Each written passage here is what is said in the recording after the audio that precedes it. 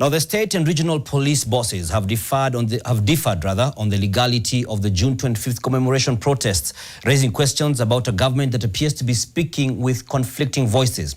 While regional police commanders across the country say that they have not received notifications for the planned demonstrations, Cabinet Secretary for Interior Kipchumba Murkomen maintains that the government has received the notices and will provide the required assistance. This contradiction raises questions about why the same government is sending mixed signals on the matter. Eugene Mbeka now reports on the confusion surrounding the issue as the country awaits a day that holds great significance for many Kenyans. A few days ago, parents of Kenyans whose lives were cut short during the June 25th, 2024 anti-government protests walked through the streets of Nairobi holding photos of their kin who the government had failed to protect. They met the police spokesperson at Jogoo House, who acknowledged receipt of notification to hold peaceful demonstration and vowed to share it with all the police stations in the country.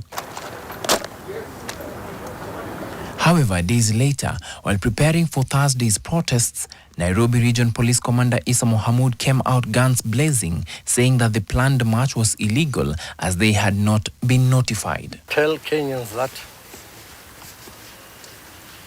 we have not received any formal notification from any quarters in all the police stations within Nairobi and the neighboring counties. That means we are not aware of anything. IG does not receive notifications. For clarity, the law talks about the officer commanding station over local area, anywhere in the Republic.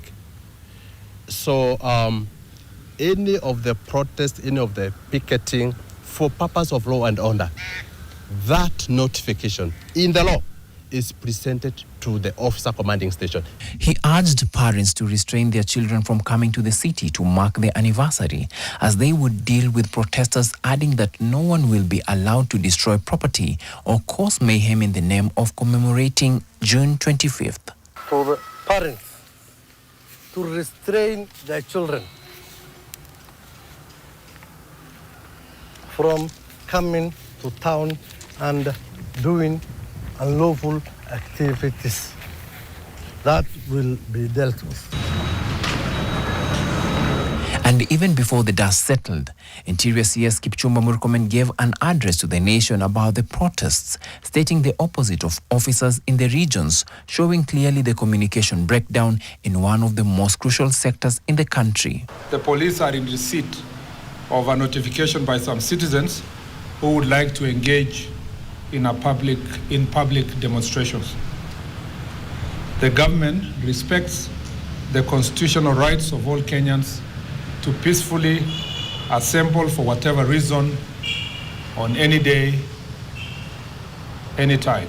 Despite acknowledging receipt of the notification, the CS stressed that everything would run normally and police would be available to ensure that school-going children, those heading to work, and business people operate without distractions. While at it, however, the CS warned that they had intelligence on politicians who wanted to use the protest as a platform to gain political mileage, and alleged that the politicians will be using guns to raid businesses of leaders in support of the government.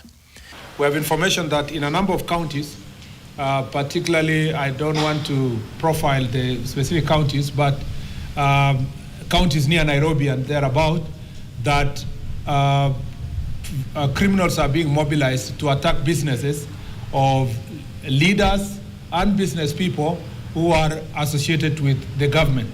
And so we are aware of some businesses, supermarkets, and other processing plants for business people who are not supporting the person who has organized the violence.